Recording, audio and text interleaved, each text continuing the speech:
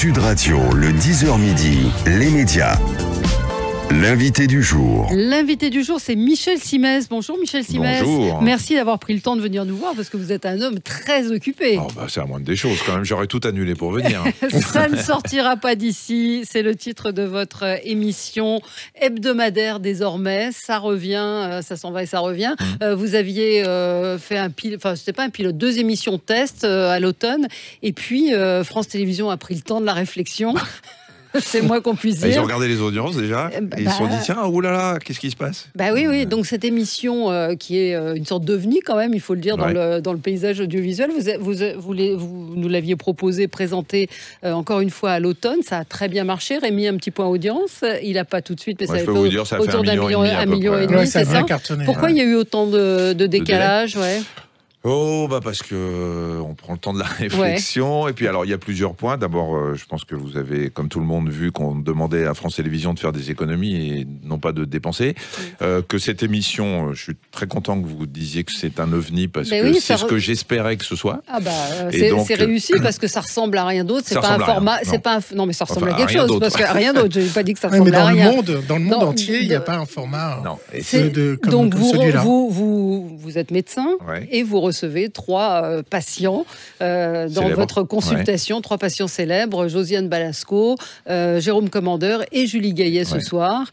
Et vous et qui se prêtent au jeu, parce qu'on pourrait être surpris qu'ils ne se prêtent pas au jeu d'être chez le médecin presque en live et en direct. Mais moi j'ai été surpris qu'ils se prêtent au jeu autant. Oui. C'est parce que effectivement le concept est alors c'est un ovni mais c'est simple, c'est en fait une consultation mais une fausse consultation. D'abord le cabinet est quand même un peu loufoque, vous avez vu le décor, j'ai des néons partout, ce qui n'est pas forcément le cas des cabinets médicaux. L'assistante médicale également. Nicole Ferroni. On est un peu dans Mad Men avec l'assistante médicale. Oui, mais c'est tout est on a voulu, je vais vous dire, le concept était de faire une consultation sans aller au-delà du secret médical. Je suis médecin, j'exerce et bien évidemment pour moi il y a une ligne à pas dépasser qui est celle de l'intimité du secret médical. C'est-à-dire que si mes invités ont envie de me parler de quelque chose qui les concerne et qui est très médical, ça a été le cas dans les pilotes, Claudia Tagbo nous a parlé de son cancer du sein, je ne vais pas sur le terrain si eux ne demandent pas à y aller. Moi, je reste dans la bobologie, les histoires d'hygiène, les médecines complémentaires. Non, mais moi, j'ai été étonné. Par exemple, Josiane Balasco, vous lui dites, vous avez eu des opérations. Elle vous dit, oui, je me suis fait opérer, j'ai refait faire mon nez. Bah oui. C'est pas évident de... Et alors, vous avez remarqué, là, c'est quand même vous qui lui posez la question. C'est pas elle qui en parle spontanément. Non, vous avez des opérations. C'était la question. Je ne vais pas poser une question qui peut mettre mal à l'aise et qui est vraiment dans le domaine de l'intimité. Josiane, je ne sais plus comment le sujet est arrivé. Mais comme ça, vous avez dit, est-ce que vous avez... est-ce que vous auriez un jour... Non. J'ai dit, est-ce qu'un jour, vous pourriez envisager d'avoir affaire à la chirurgie esthétique ou à la médecine esthétique? C'est le futur. Et c'est Josiane qui m'a dit, mais moi, j'ai déjà eu affaire à l'acide hyaluronique. Donc, c'est vraiment... Je me projette en disant, voilà, si vous avez envie d'aller sur ce terrain, vous venez. Si vous n'avez pas envie, vous n'y allez pas. Et effectivement, elle m'a dit des choses qui étaient assez étonnantes. Et c'est le cas dans toutes les émissions. On va pas tout spoiler, mais ils parlent de leur TOC, de leurs défauts, de leurs petits problèmes de santé. Moi, j'ai trouvé que ces nouvelles émissions, parce qu'on a eu la chance de la voir avant la diffusion de ce soir, j'ai trouvé qu'elle était 10 fois mieux que celle qu'on avait pu voir en pilote.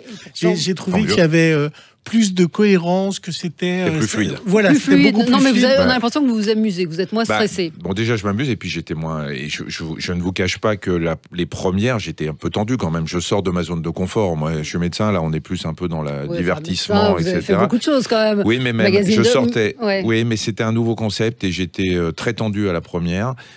Beaucoup moins à la deuxième, et puis j'ai compris 2-3 trucs qui font qu'effectivement cette émission est beaucoup plus sympa aujourd'hui. Je me demandais en regardant l'émission, vous les prévenez un peu quand même de ce que vous allez aborder. Vous demandez à Josiane Balasco votre vrai nom. Bon, on est un peu surpris. Oui, c'est en fait on se base. Oui, non, parce que j'ai des équipes qui travaillent énormément pour me préparer chaque patient. Et si on aborde le sujet de son nom, si on aborde le sujet de son nom, c'est parce qu'elle en a déjà parlé ailleurs, quelque part, dans une interview. Et puis, et si, vous savez, c'est une émission qui est enregistrée, on enregistre longtemps. C'est un peu comme chez Ruquier, on fait beaucoup. Et puis on regarde. Si les personnes nous disent à la fin, oh, je préférerais, ça m'a un petit peu embêté d'en parler, ben on l'enlève. Ouais. C'est pas un problème, c'est pas un piège.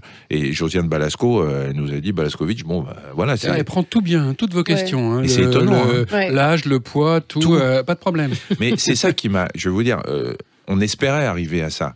Mais est-ce que c'est parce que je suis médecin? C'était la question. Ça, évidemment. Est-ce qu'ils me font confiance? Vous n'êtes pas un animateur comme les autres. Non, voilà, c'est probablement, je suis très bienveillant, je fais preuve de la plus grande empathie possible, comme je le fais avec mes patients à l'hôpital. Et je pense que ça crée un lien de confiance qui fait que les gens me parlent. Mais vous jouez beaucoup avec le côté je suis médecin. Vous le répétez, j'ai pas noté le nombre de fois, mais quand même vous le répétez beaucoup. Parce que je le fais en gimmick. Je dis je suis médecin, ça ne sortira pas d'ici. C'est le titre de l'émission, donc pour essayer de les rassurer. Et Jérôme Commandeur vous appelle docteur d'ailleurs. Il m'appelle docteur. Et vous verrez, alors il y a celle de ce soir, là, qui est quand même très drôle. Et il y en a une la semaine prochaine aussi, où vous verrez que on retourne la situation. La semaine prochaine, je suis avec... C'est vous qui êtes... je suis avec Anne Roumanoff, avec François Berléand et Michel Larocque, et à un moment c'est moi qui deviens le patient, donc les trois réunis ça va faire quelque chose aussi. Allez, on est avec Michel Simès, on parle de l'émission qui sera diffusée ce soir sur France 2, ça ne sortira pas d'ici, c'est à 22h45, c'est un peu pour les insomniaques quand même, mais on va en reparler dans un instant. C'est pas si âgé que ça quand même. Je me lève tôt. Vous invitez des gens, c'est vous qui les choisissez? Oui, avec Ronan Autrey, le rédac chef, Et ce sont des gens que vous connaissez déjà ou non, pas forcément, mais que j'aime. Ouais. Je veux recevoir que des gens dont j'ai envie de voir une autre facette de la personnalité. Dans tous les domaines, même la politique?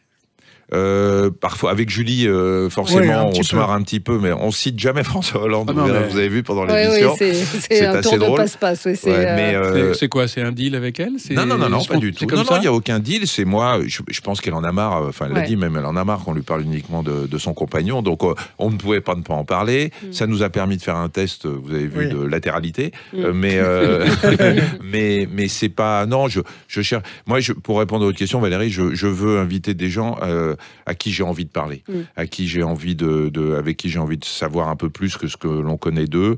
Josiane Balasco, je ne la connaissais absolument pas, mais je l'admire beaucoup. Apparemment, vous connaissiez bien le compagnon de Julie Gaillet, puisqu'on apprend que oui, j'ai eu pas mal conseillé. Je connais bien. J'ai eu la chance de le voir à plusieurs reprises et puis d'essayer de tout faire pour qu'il soit en bonne santé. Mais voilà, Jérôme Commandeur, je le connais. Ouais.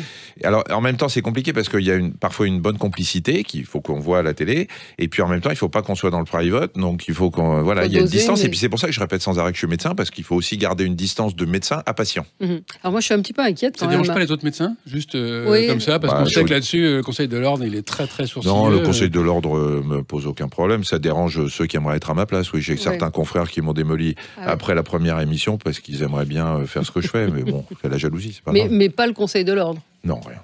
Et le fait de faire une fausse consultation, ça... Non, vous savez, j'ai la chance d'avoir une bonne cote auprès de mes confrères et du Conseil de l'Ordre, parce que finalement, depuis 25 ans, je donne une image qui est quand même pas trop poussiéreuse de la médecine. Vous avez changé l'image de la médecine, donc, on peut le dire. On m'embête pas du tout. Je vous dis, les seuls qui m'emmerdent, c'est des gens qui sont jaloux. Et voilà. Le journal de la santé, ça vous manque pas? Pas du tout. Pas du tout. Pas du tout. Je l'ai arrêté parce que ça faisait 20 ans que je le présentais. J'en avais assez. J'avais envie de me consacrer, de libérer du temps à d'autres projets, dont ça ne sortira pas parce que je savais que ça arriverait. Je me referais bien une fiction. Donc je peux pas. Il y a un moment, il faut quand même puis penser à vivre un peu aussi. J'allais vous dire, moi, j'étais inquiète pour vous parce que vous faites de la radio, vous êtes comédien, vous êtes patron de journal, vous êtes médecin. C'est beaucoup de choses. Oui, mais tout ça, c'est de la médecine, Valérie. Et puis surtout, enfin, c'est pas à vous que je vais expliquer ça. Quand vous vous levez le matin et que vous faites quelque chose d'aussi passionnant que ce que je fais, j'ai pas l'impression de bosser. Je me lève tous les matins avec la banane, je me couche tous les soirs heureux, fatigué, mais heureux. J'ai pas, voilà, et à un moment, bon, j'arrive à un âge, même s'il n'est pas canonique, où je commence à me dire, tiens, il faudrait que je lève un peu le pied sur certains trucs, juste pour me consacrer un peu de temps à moi-même. Vous avez plus de temps pour faire du sexe. Voilà. Du sexe? Vous avez plus de temps. Va, je vous remercie. Vous en parlez parce qu'on dit souvent que les gens qui en parlent, c'est pour ça que je vous pose la question. Je suis l'exception. Vous avez le temps de regarder la télé? C'est pas un problème de temps, c'est que ça m'intéresse. Ou l'envie, ça vous intéresse pas? Ouais, ça m'intéresse. Il y a une émission que vous regardez, que vous aimez et que vous regardez régulièrement? Moi, j'aime bien Quotidien avec Yann Barthès quand je suis à la maison à cette heure-ci, ce qui est rare, parce que voilà, je trouve que c'est impertinent, ça me rappelle la bonne époque de Canal. Et puis non, il y a une émission qui me fait rêver, moi, et que je ne postulerai pas, mais que j'aurais vraiment aimé présenter, c'est Thalassa, parce que c'est une émission qui est fabuleuse, qui nous emmène, qui fait rêver. La mer, c'est quelque chose d'apaisant, donc voilà. Mais je regarde à la télé que les matchs de foot, que le sport, que le sport. Que le sport. Vous avez eu le documentaire sur le mal de dos qui a cartonné. Ouais. Ça vous a surpris ou vous saviez que c'était un thème? À ce point-là, oui. Non, à ce point-là, je savais que ça allait marcher énorme, parce que le mal de dos, c'est très porteur. Et puis voilà, je revenais un peu sur France 5 en prime, mais franchement, battre le record historique de France 5 depuis la naissance de la chaîne, quand Nathalie Darian m'a appelé le matin, elle m'a dit: t'as eu les audiences? J'ai dit non, parce que je les avais pas eues. Et quand elle m'a annoncé 1,8 million, là je suis un peu tombé de ma chaise quand même. C'est quand même énorme. Incroyable énorme, pour France 5. Mais animateur préféré des Français? Oui, je suis toujours... voilà, ça me flatte beaucoup. Je suis très... Si vous voulez, je me marre parce que je m'amuse avec mon copain Nagui à se tacler faussement, des faux fights. Mais voilà, c'est toujours... à chaque sondage où je suis premier, je commence à m'y faire, mais je suis assez flatté. Vous vous considérez comme animateur? Enfin, vous nous expliquez tout à l'heure, vous êtes quand même vraiment à part. C'est quoi votre métier, comme on dit sur le passeport, s'il y avait un truc? Nagui, il n'arrête pas de répéter que je suis pas animateur, il comprend pas ce que je fous dans ce classement, parce que je suis devant lui, mais écoutez, je commence à oui, ça fait 20 ans que j'anime des émissions, donc je suis médecin avant tout dans ma tête, et probablement que dans l'esprit des gens, je suis médecin-animateur, ou animateur-médecin, tout ce que vous voulez. Il est en bonne santé, Nagui? Alors ça, c'est le secret médical, parce qu'il a de gros problèmes psychologiques, essentiellement, mais on peut pas trop en parler. Voilà. Vous voudrez le recevoir? Mais je vais le recevoir. Je vais lancer l'invitation. Ça peut être un grand moment. Oui, je pense aussi. Il flippe à l'idée de venir. À quoi vous êtes addict, vous? Je vous fais votre questionnaire. Moi, je suis addict. Je suis plutôt un hyperactif. Je suis addict à l'activité. C'est-à-dire que je m'ennuie très très vite. Et puis, je suis un peu addict au foot quand même. Je suis un peu fan. Oui, j'ai vu qu'il y avait une petite polémique, pas polémique, mais vous avez mis autant le PSG que l'OM. C'est pour pour préserver votre audience dans le Sud. Pas du tout, mais je me dis que je vais me faire casser la gueule par les ultras parisiens, et que peut-être que quand j'irai à Marseille, si j'ai le malheur de porter la casquette du PSG, je me ferai pas insulter, j'en sais rien, mais bon. Quelle est la question que vous n'aimez pas qu'on vous pose? J'ai repris vos questions. La question que j'aime pas qu'on me pose...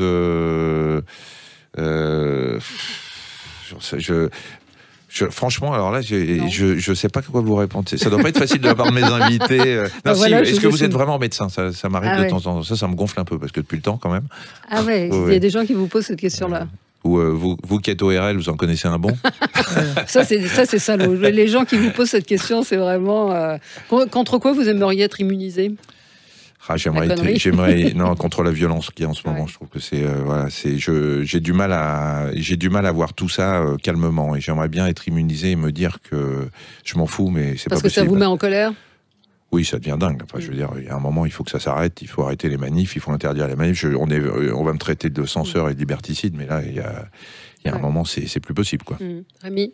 Non, mais justement, je voulais rebondir là-dessus. Vous pensez que le traitement de cette actualité, on a beaucoup parlé dans les médias, ça a été correctement traité, ça a été les chaînes d'info ont une part de responsabilité dans la montée un peu de cette image violente. C'est tellement facile de casser la presse. Je pense que le fait de tourner en boucle, effectivement, il y a quand même un problème avec. Il y a BFM qui a beaucoup été accusé, mais je pense que montrer en permanence, donner la parole à des gens qui sont pas forcément représentatifs de l'ensemble de ceux qui manifestent, c'est un problème. On a donné la parole à des leaders, soi-disant des gilets jaunes, qui étaient quand même pas tous recommandables. Voilà. Le problème n'est pas ce qui s'est passé jusqu'à maintenant. Le problème, c'est aujourd'hui. Voilà, tous les journaux commencent à dire que c'est insupportable. Tout le monde dit ça suffit, il faut arrêter et il faut trouver la solution. Et la presse est là aussi pour aider à faire prendre conscience à ceux qui manifestent que ça suffit. D'un point de vue médical, c'est anxiogène. Ça angoisse les gens. Il y a des manifestations physiques et psychologiques devant autant de violence et ces images. Il suffit de parler autour d'eux. Enfin, je pense que vous êtes comme moi. Vous avez des potes qui vous disent ça commence à devenir pesant, quoi. En fait, il y a eu ça au début, au bout de la 3e ou 4e semaine, où il y a eu les premières émeutes, où il y a eu une chape de plomb qui s'est abattue un peu sur tout le monde. Ça s'est calmé un petit peu, et là, ça revient. Je veux dire, c'est des scènes de guerre civile qu'on voit. Donc, vous pouvez pas être complètement immunisé contre ce genre de choses. Et effectivement, les gens commencent à se dire c'est très très pesant. Vous engagez politiquement ou remplacer Agnès Buzyn, c'est quelque chose oui, j'ai été appelé, je viens d'être appelé, mais j'aime beaucoup Agnès et je ça vous titille pas parce que vous vous engagez, vous n'avez pas la parole, vous êtes oui, pas je la parole de bois. mais j'ai pas voilà, je dis quand j'ai des choses à dire, mais je veux pas faire de politique, je veux pas m'engager, j'ai mes convictions personnelles que je garde pour moi et qui à mon avis n'intéressent absolument personne. C'est pas parce que je suis animateur préféré des Français que je dois dire qu'il faut voter à gauche ou à droite. Sur les vaccins, je m'engage, mais les vaccins c'est pas de la politique. En revanche, je dis haut et fort qu'Agnès Buzyn est un excellent ministre de la Santé et c'est pas parce qu'elle est dans le gouvernement Macron que voilà, c'est une excellente ministre de la Santé. Donc si c'est s'engager que de dire que le ministre de la Santé est un bon ministre, je m'engage. Oui, Rémi. Et alors, vous dites aussi haut et fort que Delphine Ernotte est une bonne présidente de France Télévisions. Évidemment, c'est difficile, mais quand même Tant qu'elle est présidente, je vous le dirai, oui. Vous le direz, tout va bien. Il y a des gens qui ont été évincés un peu de la télé depuis son arrivée. Et plus de 50 ans, les hommes blancs de plus de 50 ans. Ouais. Alors, vous pensez que je vais me faire virer? Est-ce que vous êtes la caution de... Non, je suis pas la caution. Je suis à la caution de rien du tout, mais effectivement, je suis dans la cible des plus de 50 ans blancs et hommes. Écoute, vous comprenez cette volonté de rénover et quitte à évincer certains animateurs. Oui, il y a un moment. Alors, je ne dis pas qu'il fallait virer Sébastien Haut, machin. Ne me faites pas dire ce que j'ai pas dit. Je dis qu'il y a un moment. Il faut renouveler un petit peu les gens qui font de la télé parce que c'est comme ça. Il y a un nouveau public. Mais le critère d'âge n'est pas un critère. Mais si demain, on me dit on est désolé, on va se passer de vous à la rentrée parce qu'il faut qu'on fasse venir des jeunes, on se passera de moi à la rentrée. Je veux dire, la télé nous appartient pas. Après, il faut des bonnes raisons, quoi. Pour prolonger cette discussion, malgré tout, vous pensez pas que le jeunisme, ça devient peut-être une façon de couper parfois la télé, y compris de son public, parce que ce sont les gens les plus âgés qui regardent le plus la télé. Et c'est les nouveaux médias qui attirent les jeunes. Non, mais je crois pas qu'on soit dans un jeunisme à tout crin. Il y a probablement des changements au sein de France Télévisions, comme il peut y avoir sur les autres médias. Parce qu'il faut renouveler un peu les gens. Je suis pas sûr qu'on soit dans un jeunisme permanent. Enfin, il y a eu le cas...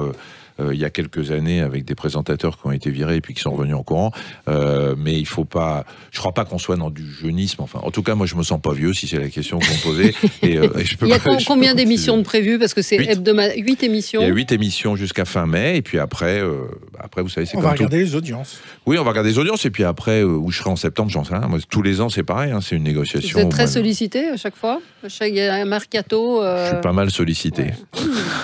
Vaut mieux faire envie que... que de créer l'indifférence. Et vous pourriez aller dans le privé ou vous êtes attaché au service public? Moi, je suis attaché au service public, ça fait 25 ans que j'y suis, donc si j'y étais pas attaché, mais après, tout dépend des discussions. Vous savez, la télé, c'est tous les ans. Il y a une saison. À la fin de la saison, on vous dit au mois de mai, on commence à discuter avec vous pour savoir ce qu'on va me proposer moi à la rentrée.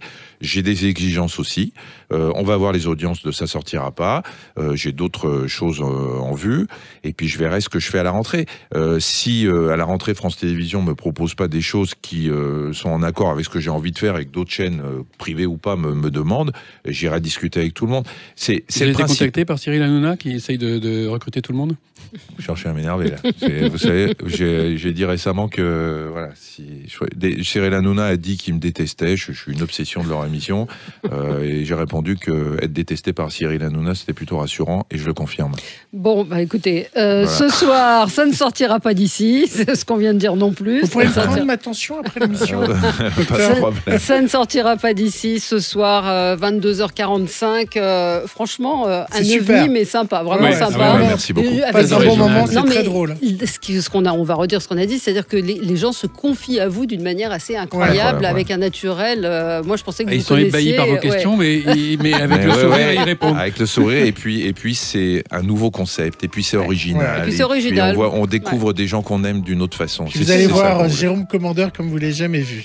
Jérôme Commandeur, Julie Gaillet et Josiane Balasco avec son petit mouchoir à la main parce que ça va mieux. Elle était aussi malade que moi. Et moi, j'étais malade pendant les 2 émissions. C'était pénible à faire, je peux vous dire. C'est super. Merci Michel Simès d'être passé par Sud Radio ce matin. On se retrouve dans un instant.